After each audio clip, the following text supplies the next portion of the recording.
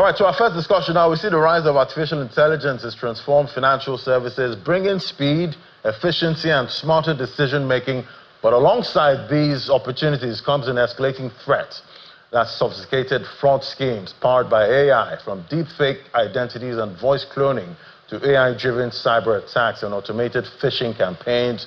Financial institutions face a new frontier of risk as regulators tighten, oversight, and they're investing more now in advanced detection tools. The question looms: can innovation outpace fraud in the AI era? Join us now to discuss. We have Destiny Agbanimu. He's the head of growth at Octagon AI, and he's joining me right here in the studio. It's great to have you. Pleased to meet you. Good afternoon. Good afternoon. So, AI, at this point, I have seen some videos of myself on social media selling something that I do not sell. They were selling some kind of high reward investment scheme there that I had nothing to do with. And it sounded like me, just, a few parts.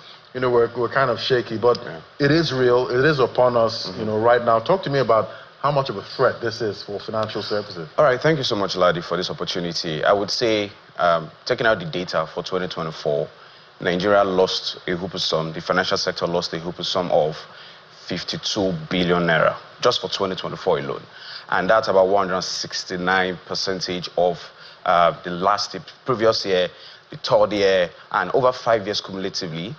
There have never been any loss at that margin, at that figure. So it sees it as it's a threat, it's a crisis currently in the Nigerian financial ecosystem.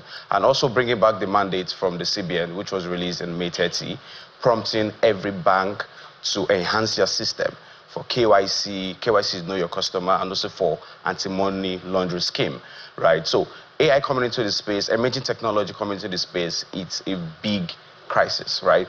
And not just for that, it has been projected that we're going to have over 140 million subscribers who are already using smartphone. And with financial inclusion penetrating different spaces and emerging technology, trust me, it's a big crisis. Right, and it reminds me of that limited series, To Kill a Monkey. And we saw how Efe brought in the AI aspect of their cyber crime, and he actually made more money for a boss, doing that. So I'm wondering, is that really the true picture, what that movie portrayed there? I've not watched the movie. Oh, you've not watched? I've not watched the movie, but however, I think AI can do a lot of things, right? Voice cloning, like you mentioned, deepfake videos, a whole lot of synthetic documents can be created using artificial intelligence, and these documents are going to pass through KYC checks. It's just like creating an artificial being that owns an account, and that account is used for fraudulent activities. So that's the future currently, but the good news is that there is a solution, right? There is a solution to combat this particular issue. So who's more at risk here? Is it the customers or the banks themselves? Yeah, so I would say the banks, the customers, and the public institutions, because we're talking about integrity here. And sometimes when we want to attract investment funding, foreign investment funding into different sectors, and all of this money are, missing out due to one or two glitches, it's an indicator, right? It's a signal. So I would say the customers are losing money, the banks are losing their integrity, the banks are losing money in a very huge way, all right? And so it affects everybody. It affects you, it affects me, it affects virtually everybody. Right, so talk to me about practical steps now that the customer can use to protect themselves and the banks too. All right, great. So strategies to protect ourselves. Number one, I would say we need to be aware of the problem. A whole lot of people are not aware of the problem.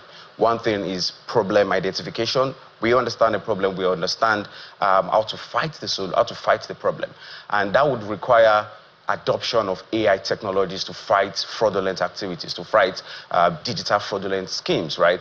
And the second would be PPP, which talks about the private partnership initiative. We need the stakeholders from the government side, we need the stakeholders from the private side to come together and solve the solution in a sustainable way. Another one that's very strategic is we need to invest in innovation. There should be an innovation bank that invests in money to the financial institutions in order to combat this particular problem.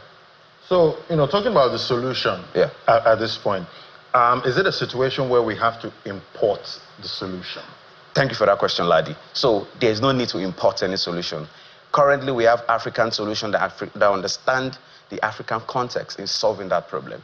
We cannot, it's just like you building your local products because you understand the market, you understand the behavioral pattern, you understand our policies. We build on the context of the Africa continent. And that has been integrated into the Nigerian banking ecosystem as we speak.